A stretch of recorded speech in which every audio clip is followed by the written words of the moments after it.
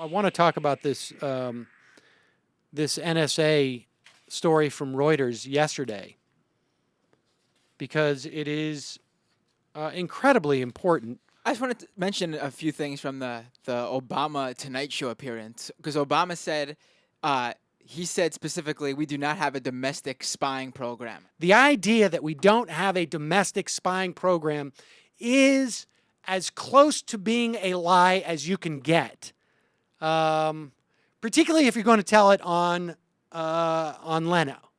I mean, if you're going to go into a courtroom and you're going to have lawyers parse your words, then maybe you could argue, well, it really is depends on what your definition of a program is. But when you go on to Leno and say this, you are lying.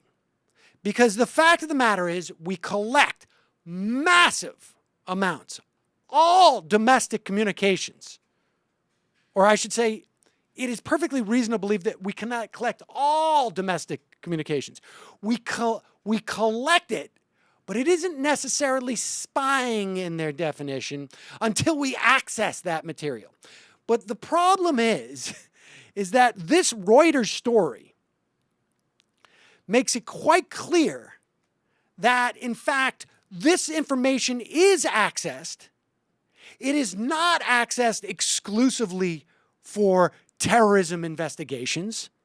It is, in fact, accessed by, at the very least, for drug trafficking investigations, for drug investigations. Now, we were told on August 3rd by the New York Times that other agencies clamoring for data NSA compiles. That's the title of that story. The NSA's dominant role as the nation's spy warehouse has spurred frequent tensions and turf fights with other federal intelligence agencies that want to use its surveillance tools for their own investigations, officials say. Now, we should also say that Russell Tice, I think he was on Frontline, I think it was. I don't know who it was on. What was Judy Woodruff. Made the point that, look, you're building this huge data center in Utah. If you want to just collect everybody's metadata, you don't need that much storage. That data center is built for collecting the contents.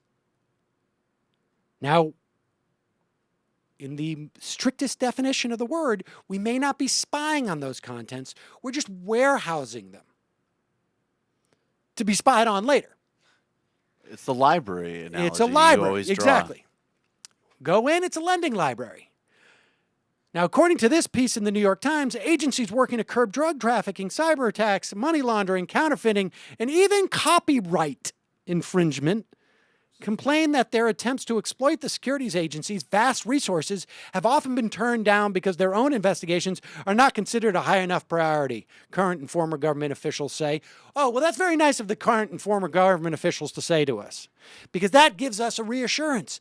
This information is firewalled. You're not getting it for drug trafficking or counterfeiting or even copyright information. Or protests, for that matter. Fusion centers can't get it. It's completely firewalled. Intelligence officials say they've been careful to limit the use of the securities agency's troves of data and eavesdropping spyware for fear they could be misused in ways that violate Americans' privacy rights. Phew. But then, 4 or 5 graphs down, smaller intelligence units within the Drug Enforcement Administration, Secret Service, the Pentagon, and the Department of Homeland Security. Department of Homeland Security, incidentally, basically means every police agency in the entire federal government and probably state governments through fusion centers and municipal governments, have sometimes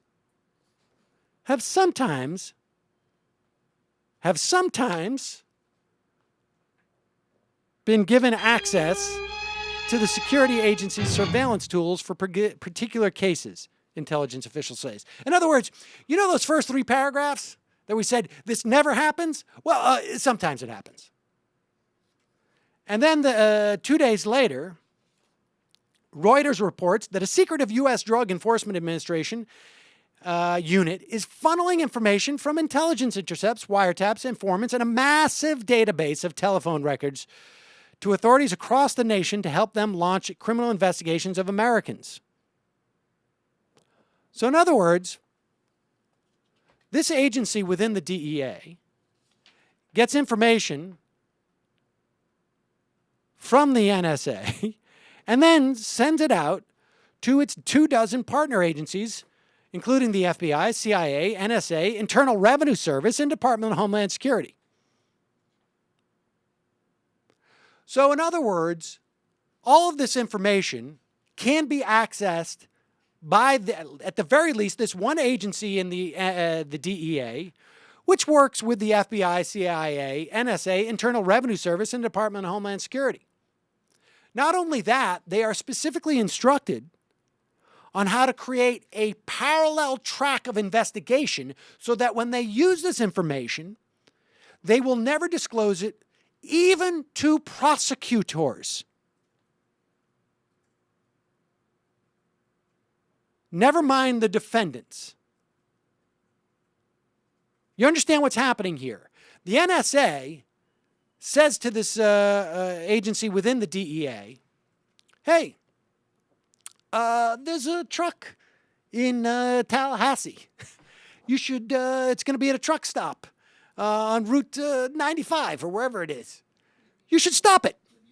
You should find the violation and you should stop it. So the DEA calls the Florida State Troopers, says, hey, there's a truck. It's going to be in Tallahassee at the truck stop on Route 95. You should see if it has a violation with a light out or something like that. That will give you probable cause.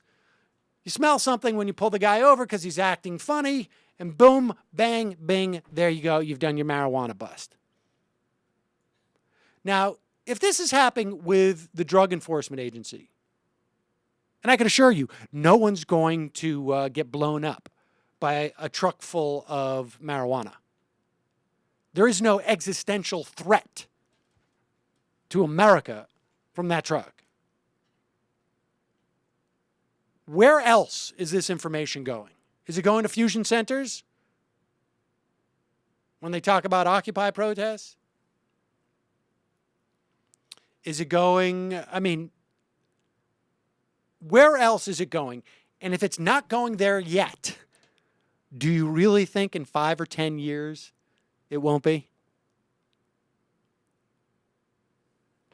This is the problem with that. And now we see the Department of Justice has launched an investigation into revelations that the Drug Enforcement Agency uses surveillance tactics, including wiretapping and massive databases of telephone records, to arrest Americans amid growing concerns from lawyers and civil rights groups over its lack of transparency. So supposedly now the Department of Justice is looking into this because apparently it is,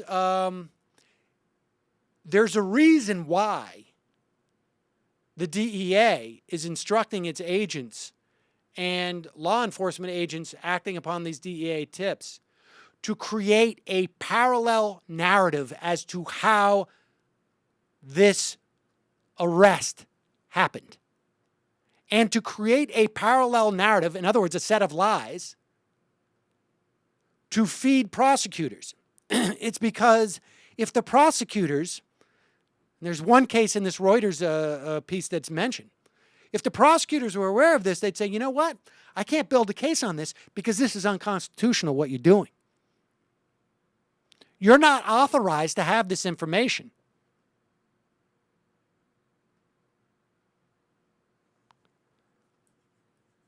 Give a man an inch and he thinks he's a ruler, or really he takes another inch.